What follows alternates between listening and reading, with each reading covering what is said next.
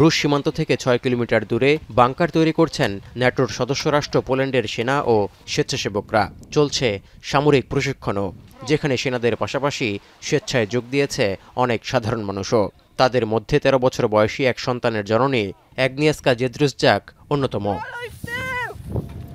পোল্যান্ডে সম্প্রতি রাশিয়ার বেশ কয়েকটি ড্রোনের অনুপ্রবেশের ঘটনায় যুদ্ধের শঙ্কা থেকে এভাবেই নিজেদের প্রস্তুত করছেন অনেকেই। যুদ্ধ বেঁধে গেলে যাতে নিজ সন্তান, পরিবার ও দেশকে রক্ষা করা যায় সেই চিন্তা থেকেই রণক্ষেত্রের লড়াই কৌশল শিখতে ঝাঁপিয়ে পড়ছেন হাজার হাজার মা-বাবা ও সন্তানরা। Wie pani co, no wiadomo, gdzieś z tyłu głowy jest, gdzieś tam człowiek to ma z tyłu i myśli o tym, że gdzieś tam może się coś wydarzyć, ale staram się żyć dniem dzisiejszym, to co tu i teraz. W razie potrzeby obrony tej rodziny i no jednak tak jak kiedyś nasi przodkowie bronili tych ziem, tak samo ja czuję się zobowiązany do... মূলত পোল্যান্ডে drone আক্রমণের পর ১০ September NATO সীমান্তে শুরু করা Russia বেলারুশের জাপাট মহড়া উত্তেজনার পারদ বাড়িয়েছে। পোল্যান্ড সহ পুরো ন্যাটো জোট মনে করছে এসবের মধ্য দিয়ে অভিযান শুরুর জন্য উস্কানি দিচ্ছে মস্কো, যার কারণে বেলারুশের সঙ্গেও সীমান্ত বন্ধ করে দিয়েছে পোল্যান্ড। এমনকি পোল্যান্ড এবং ন্যাটোর পূর্ব সীমান্ত রক্ষায় ৩টি রাফায়েল যুদ্ধবিমান মোতায়েন করেছে France.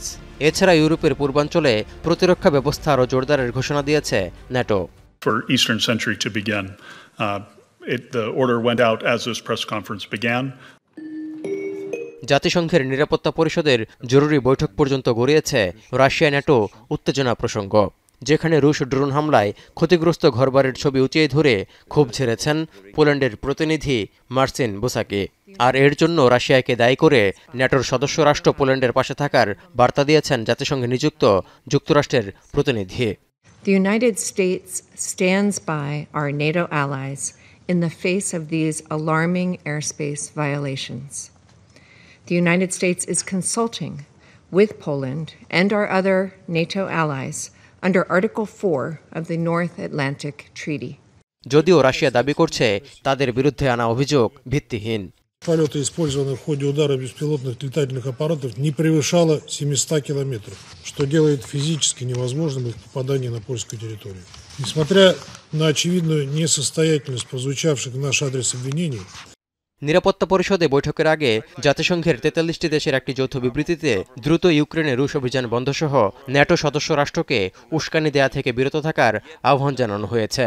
Flagrant violation of international law. Touhidur Rahman, এখন বিশ্ব।